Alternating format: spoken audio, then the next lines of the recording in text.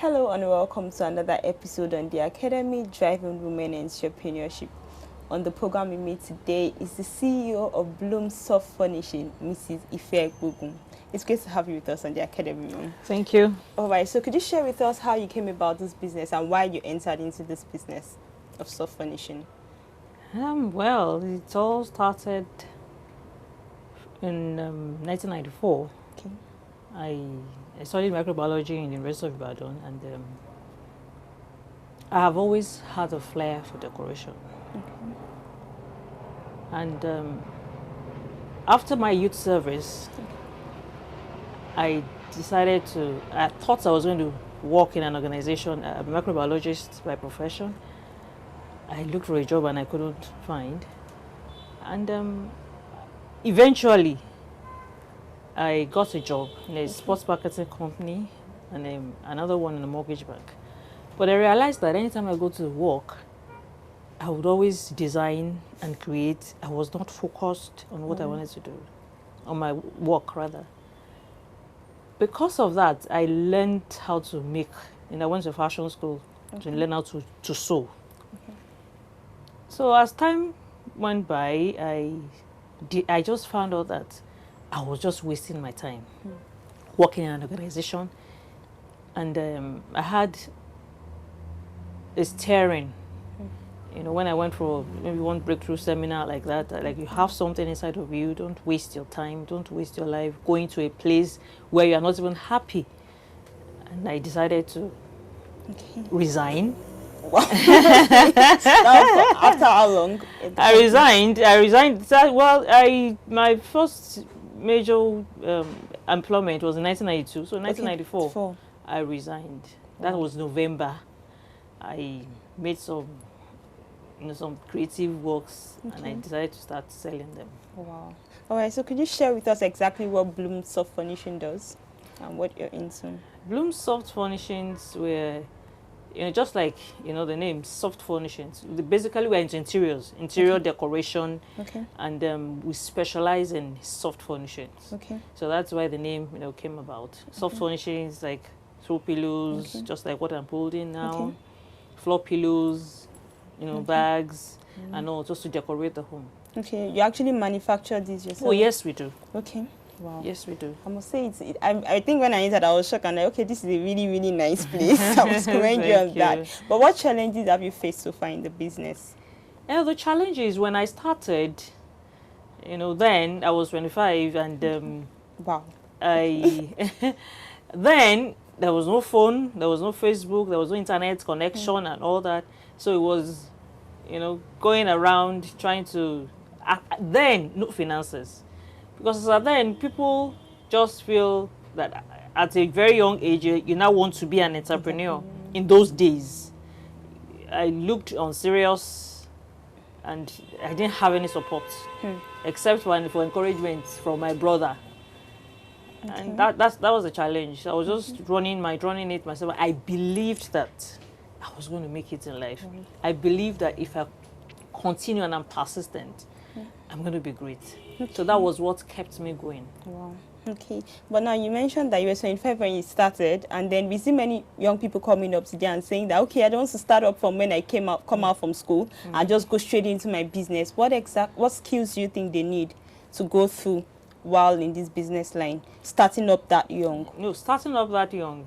Well, even things are changing, because you find out that, when, we do training as well. You now see some young, people learning, even in school, that are in school during their vacation. So from the scratch, they should really follow their passion, run with it, and see a future in what they're doing.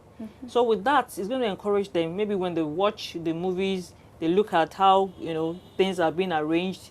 They look at, let it be in a part and parcel of them. So that even if after their education they want to go into, it will be easy for them. That's right. Now, recently, what has been going on in the entrepreneurial sector is that the federal government has just released about 220 billion for MSM funds, basically. Now, looking at the manufacturing industry and then interior designing, what exactly do you think is needed considering the amount being released for the industry at this point in time? Being needed as in, you know, for, let me have an interior decorator? Well, Yes. we're talking about, well, basically, just like I said, soft function aspects, we have quite a number of machines that are even yet to be produced. I mean, that will be yet to use here. They're quite expensive over there, and you know, availability of these things. Even if you want to import, at times it's, you know, creates some, you know, it doesn't really come that easy. So if they're able to get us machines and encourage ingenious products, Okay. it's going to be a whole lot of difference. Okay. Like this now, many people come in and they just assume that I bring those things from abroad. Even our floor pillows and our bean bags and all that. So they kept asking me, where did I get them abroad? And I keep telling them, look, we have a workshop here. Wow. And we make them ourselves. Okay. So if we have to encourage others, you know, to do that, and encourage the government to put in more effort, as anyway in training, because we do training as well, in some other aspects, the Nigeria is going to be a better place. Okay.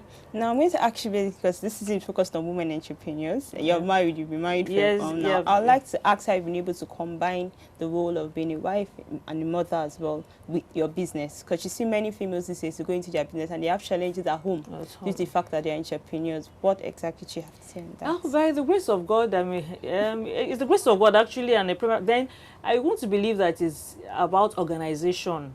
Okay. Apart from the fact that, you know, you pray that everything is going to go on fine and all that. If you have a schedule, the time for your children, I want to believe that for a successful person, if you want to be successful all round, you need to have a routine.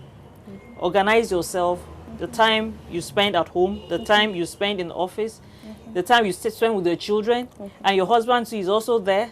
So you need to organize yourself. Then another thing is, I just thank God because of the support of my husband. If he doesn't believe in me, right, then I won't go far. Sure. Because he believes that, oh, I'm a high flyer and, you know, gives me wings to fly. So it's easier. If he didn't support me, you know, into business, there's no how I would strive.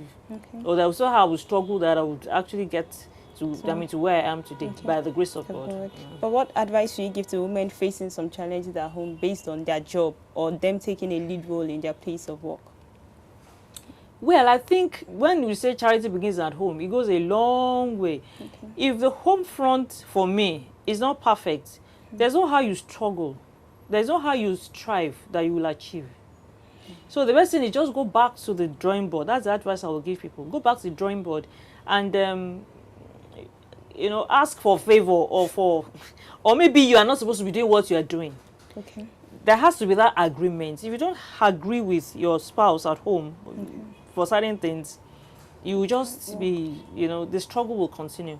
So they have to go back, find out how you can work things together, or maybe you have something else, because at times you find out that some people don't even know what they want. You know, they feel there's money in this thing, and they want to make money, or maybe a friend of theirs or their colleagues is doing this, or they just feel. Quite a number of people do things because of the way they feel, not because of even who they are or what they are called for. So let them search themselves and ask God to show them the purpose, you know, God-given, you know, purpose for their life, and things would. They'll get there. All right, but now you mentioned that you do training at Blooms of Furnishing. Yes, How we do long training. Does the training take for aspiring entrepreneurs that want to? Okay, yes, we have different, you know, comes in different modules. Now, presently we have university undergraduates that are, you know, doing the training. The training is going to be for 1 month. Then for the executives, you know, there are quite a number of women that they go to where they're working, they're not really satisfied, but just they don't have any choice. So they will have weekend training for career women who are actually aspiring to become entrepreneurs. Then for children, we do train. Yeah, we go to schools. We have, you know, Chrisland School. Then recently we're in Oregon High School and all that. With that, it encourages, we have different categories of people that we do the training for.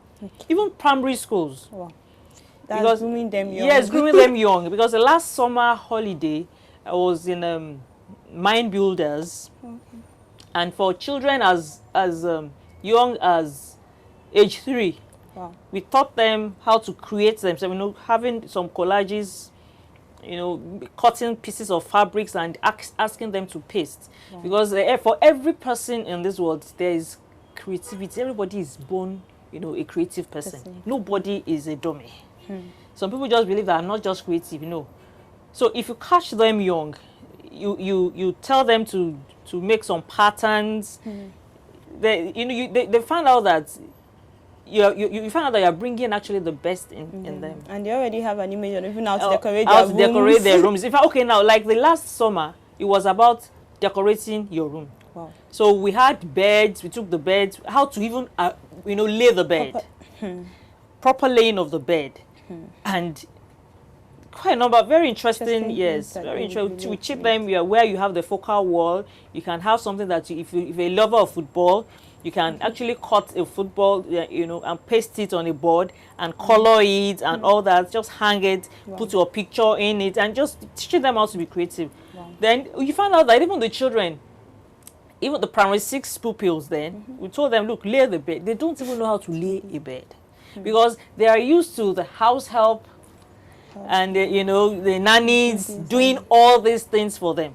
So I was surprised, even the teachers were surprised that, so you cannot just lay your bed. So I taught them how to, you know, tuck in their beds. It starts from there. That when you come into your room and the room feels, you know, you are even confident that anybody coming into your room would find a neat and well-arranged environment. That etiquette tips. Oh yeah, yes, that's one of the tips. All right. Finally, I'm going to ask you, what's next for Bloom Soft Furnishing? The next for Bloom Soft Furnishing. Well, I really want to Bloom Soft Furnishings. I want to really concentrate more on training because we're going to be 20 years in November.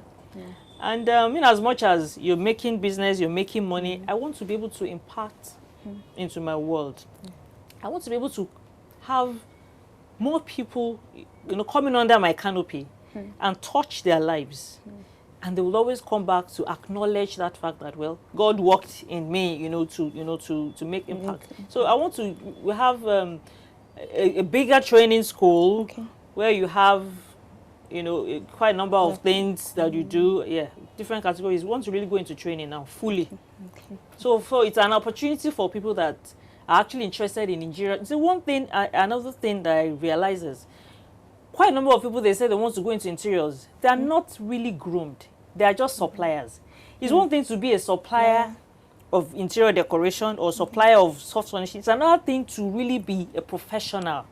So there's this difference. You have quite a number of, so it's, you have to go through that training to really know, you know, exactly what you're up to, rather than travel out of the country, bring on those things, you know, set it up, and you say, what am I, an interior decorator? And everything looks beautiful. And sincerely, everywhere looks beautiful. You don't know, you are just selling, oh, this is nice, oh, this is nice. But if you are a professional, you know where to place what. You know where you are talking about symmetry, you're talking about focal points, you're talking about your rhythm and repetition in a home. You know, so it starts from the scratch and understanding what you're really into, and not just like there's money in everybody's into interiors now, there's money in it and you just go in there. All right, thank you so much for being with us on the Academy. You're welcome. All right, and that'll be all on the Academy for this week. You've heard a lot from the CEO of Bloom Soft Furnishing. I'm very sure you had a lot to take home. Well, if you have any questions on interior decorating or manufacturing, please do consult us at the Academy at webtvng.com. Also, don't forget to keep the date with us next week. Till then, thanks for watching.